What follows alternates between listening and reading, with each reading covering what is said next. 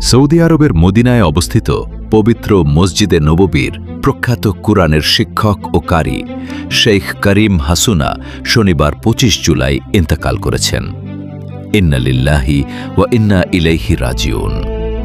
তিনি দীর্ঘদিন ধরে মসজিদে নববীতে পবিত্র কুরআন শিক্ষা দিয়ে অসংখ্য শিক্ষার্থী গড়ে তুলেছেন।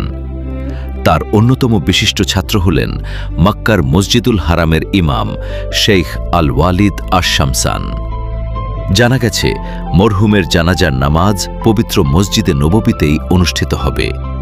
আল্লাহ তাআলা তার জীবনের সকল খেদমত কবুল করুন, তাকে জান্নাতুল ফিরদাউস নসিব করুন এবং তার পরিবার পরিজন ও শুভাকাঙ্ক্ষীদের ধৈর্য ধারণের তৌফিক দান করুন। আমিন।